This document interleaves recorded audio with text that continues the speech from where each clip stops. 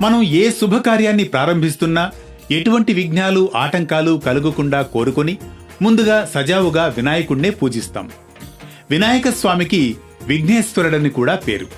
ఇందుకు తగినట్లుగానే ఏ శుభకార్యం తలపెట్టినా అందులో భాగంగా ముందుగా గణపతి పూజను సభక్తికంగా నిర్వహించడం అనాదిగా వస్తున్న ఆచారం. ఓం గం గణపతయే నమో నమః. శ్రీ సిద్ధి వినాయక నమో నమః. అష్ట వినాయక నమో నమః.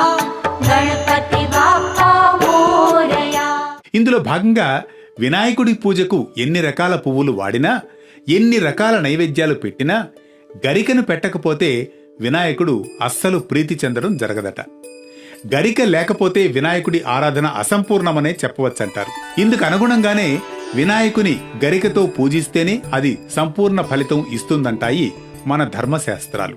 అంటే ఇక్కడ పూజింపబడే ఆ విఘ్నేశ్వరుడికి ఎంత ప్రాధాన్యముందో పూజలో వాడే గరికకు కూడా అంతే ప్రాధాన్యముందని ఈ అంశం బట్టి మనం తెలుసుకోవచ్చు.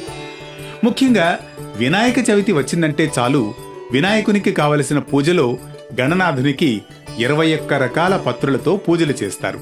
ఆ పత్రుల్లో గరిక చాలా ముఖ్యమైనది. గరిక కేవలమైనది కాదు, ఘనమైనది గరిక. గణేశ పురాణ కథనం ప్రకారం అలనాడు అనలాసురుడు అనే రాక్షసుడు అతనికున్న వర ప్రభావ గర్వంతో దేవతలను, ఋషులను, సజ్జనులను అందరి మీద దౌర్జన్యాలు, హింసలకు పాల్పడుతూ ఉండేవాడట.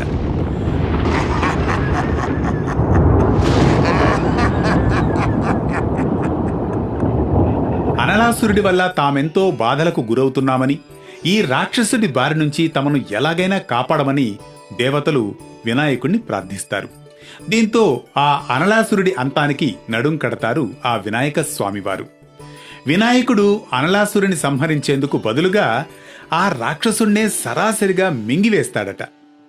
తమోగుణం కలిగిన రాక్షసుడు కావడం వల్ల తమోగుణాల భావాలు ప్రజ్వరిల్లి వినాయకుని శరీరంపై అది ప్రభావం చూపిస్తుందట.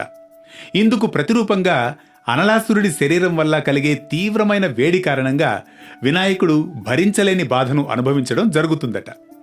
స్వామికి కలిగిన నొప్పి నివారణకు కారణమేంటని తదేక దృష్టితో వీక్షించిన మునులు, ఋషులు ఈ నొప్పి నుండి ఉపశమనానికి గరికను తగిన విధంగా గుర్తించడం జరుగుతుందట.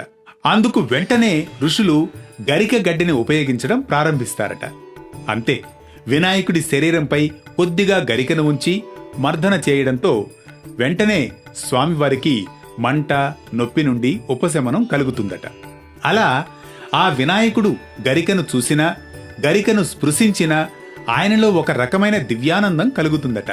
దీంతో ఏ భక్తుడైతే గరికను సమర్పిస్తారో ఆయనకు ఉపశమనం కలిగినట్లుగానే తన భక్తులకు కూడా జీవితంలో ఉన్న విఘ్నాలన్నీ తొలగిపోతాయని మన పురాణాలు చెబుతున్నాయి. మరో విశిష్ట కథనంతో మళ్ళీ కలుసుకుందాం పరమార్థంలో.